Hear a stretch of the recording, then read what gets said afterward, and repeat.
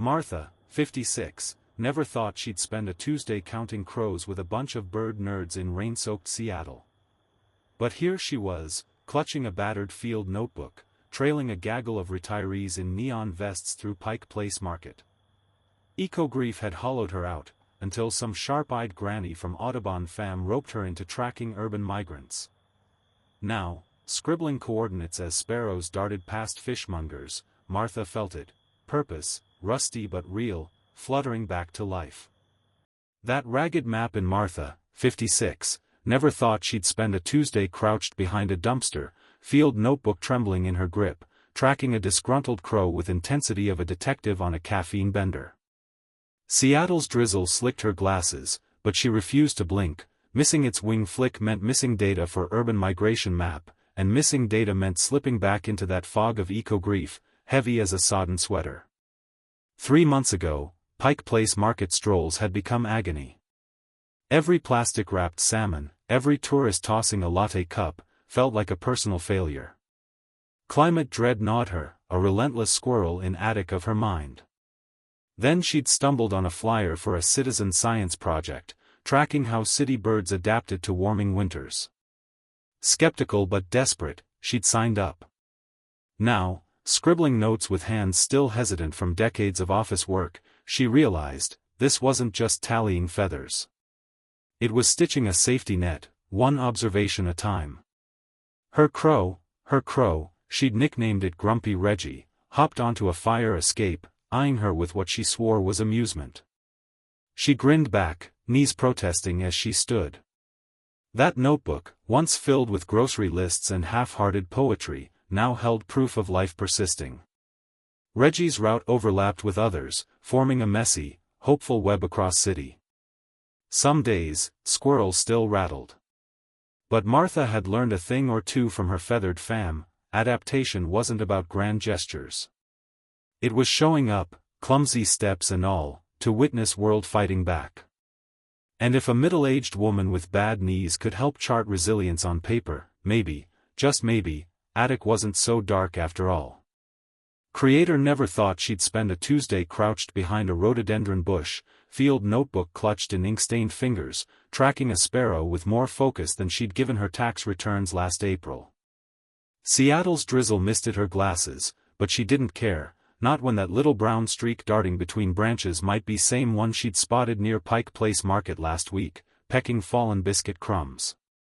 3 months ago, eco-grief had wrapped around her ribs like a too-tight sweater.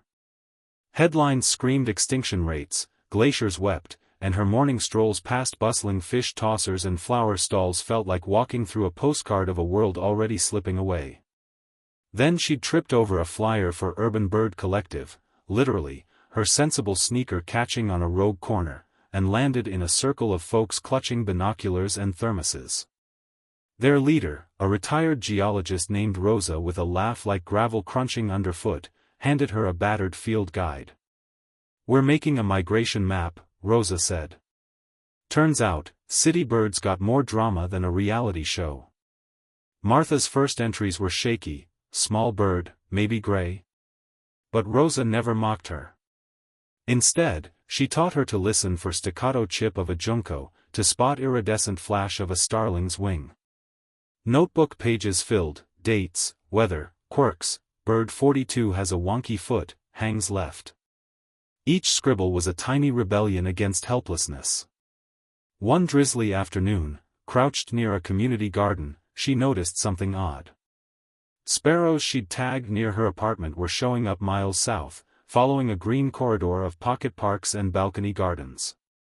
Her hands shook as she connected dots on Collective's map, a fragile lifeline woven through concrete. That night, she sketched route in her notebook, tracing it with a finger. It wasn't just data. It was proof. Now, when headlines bite, Martha grabs her notebook and steps outside. Somewhere above her, wings beat against wind, stubborn and sure. She's part of story now, not a bystander, but a witness with ink under her nails and hope humming in her chest. World still breaking, sure. But so what? She's got a pencil, a flock of urban survivors, and a whole fam of nerdy, rain-proofed allies. And honestly, 56, she's never been more awake.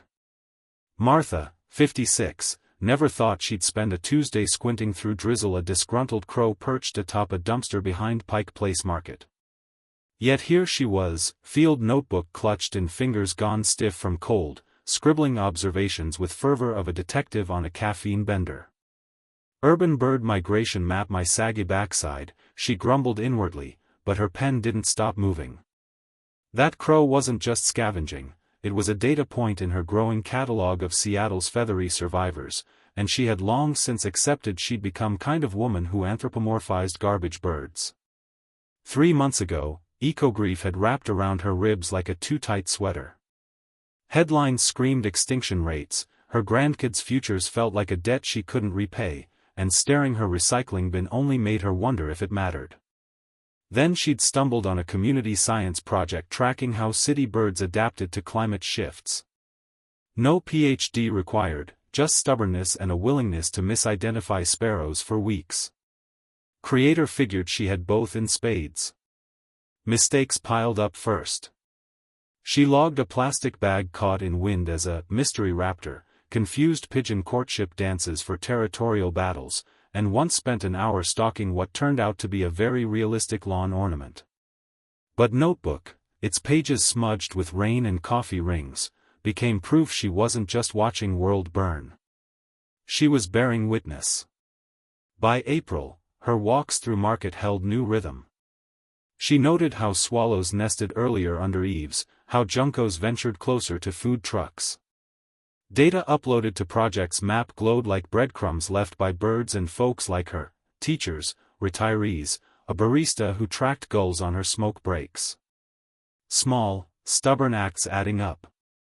One evening, knees protesting from crouching near a storm drain to observe a heron's fishing technique, Martha caught her reflection in a puddle. Windbreaker askew, hair defying gravity, she looked every bit eccentric her grandkids giggled about. But Notebook in her pocket weighed solid as a brick. However small, she was part of Tally now. World kept spinning, birds kept adapting, and so would she, one misidentified warbler at a time. Martha, 56, never thought she'd spend a Tuesday crouched behind a dumpster in Pike Place Market, field notebook clutched tight, tracking a disgruntled crow with focus of a spy. But here she was, scribbling notes like her sanity depended on it, which, honestly, it kinda did.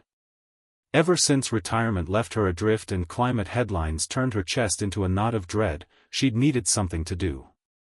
Not doom scroll. Not fret. Do.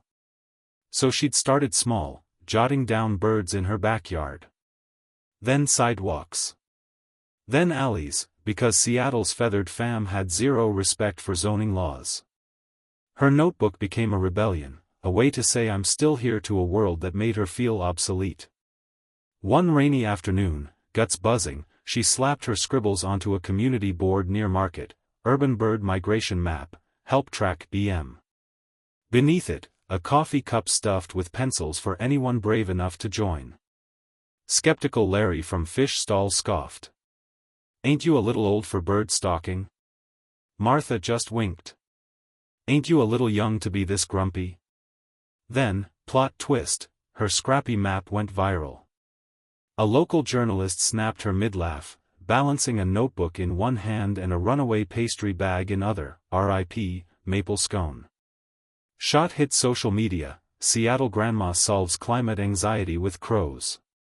Suddenly, strangers brought her sketches of warblers in parking garages, kids asked how to start their own notebooks, and even Larry begrudgingly admitted a bald eagle had once stolen his lunch. Standing there, surrounded by scribbled contributions tacked to her ever-growing map, Martha felt it, purpose, crackling like static. Her notebook wasn't just pages anymore. It was proof that small acts could stitch a frayed world back together, one stubborn crow at a time. She grinned. Guess I found my voice. And damn if it wasn't louder than she'd ever imagined. Martha, 56, never thought she'd spend a Tuesday crouched behind a dumpster near Pike Place Market, scribbling in her field notebook as a disgruntled pigeon side-eyed her like she owed it rent. But here she was, Knee-deep in urban bird drama, her eco-grief melting like spring frost under Seattle's stubborn sun. What began as shaky attempts to track sparrows now bloomed into a citywide migration map, sticky notes and yarn sprawled across her living room like some avian detective's fever dream. Neighbors stopped calling her that binoculars lady, mostly, and started joining her strolls, pointing out warblers with glee of kids spotting hidden treasure. Even barista her usual haunt slid her a free latte, whispering, "Saw a bald eagle by ferry, thought you'd wanna know."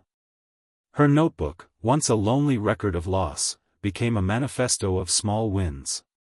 She guided teens in tagging monarchs, convinced a skeptical condo board to plant milkweed, and, in her proudest moment, got a granny gang to crochet nest scraps for injured crows. Revenge knitting, one cackled, waving a half-finished woolen masterpiece. By summer, Martha's map birthed a community. Strangers traded bird calls like gossip, and her odd habit of muttering "hold still, you feathery diva jays" turned into a local meme. Climate anxiety didn't vanish, but it shrank, outweighed by weight of her notebook, now stuffed with names, sketches, and quiet truth. Action stitches hope into fabric of dread. So grab your notebook, or a cocktail napkin, we ain't picky, and start scribbling. Your corner of world's waiting.